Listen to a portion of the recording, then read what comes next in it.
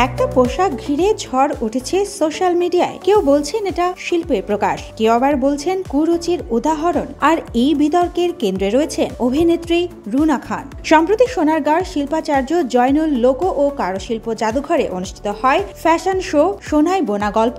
সেই শোতে সূর্য দেবী রূপে কর্সেট পোশাকে ফটোশুট করেন রুনা খান। ছবিগুলো প্রকাশের পর থেকে নেটিজেনদের একাংশ ক্ষোভে ফেটে পড়েন। কারো মতে মানানসই নয়, কারো মতে অতি প্রদর্শন। আরো মজার বিষয় হলো, অনেকে সন্দেহ করেন ছবিগুলো এআই দিয়ে তৈরি কিনা। পরে অবশ্য রুনা খান নিজেই স্পষ্ট করে বলেছেন এগুলো একদম বাস্তব ছবি, কোনো কৃত্রিম প্রযুক্তি নয়। তবে এই ঘটনাটা শুধু পোশাক বা ফটোশুটের গল্প নয়, এটা আমাদের সমাজে শিল্পের স্বাধীনতা আর সামাজিক রুচির সংঘাতকে আবারও সামনে নিয়ে এসেছে। প্রশ্ন উঠছে, একজন শিল্পী কোথায় থামবেন আর সমাজ কোথায় সহনশীল হবে? ফ্যাশন, শিল্প কিংবা সোশ্যাল মিডিয়া, সব জায়গাতেই এখন রুচি বনাম স্বাধীনতার এই লড়াইটা যেন আরো দৃশ্যমান হয়ে উঠছে। রুনা খানের পোশাক বিতর্ক হয়তো সময়ের সঙ্গে মিলিয়ে যাবে, কিন্তু এই প্রশ্নটা থেকে যাবে, একজন শিল্পী কতটা স্বাধীন হতে পারেন যখন সমাজ এখনো তার পোশাকের রং নিয়েও বিচার করে?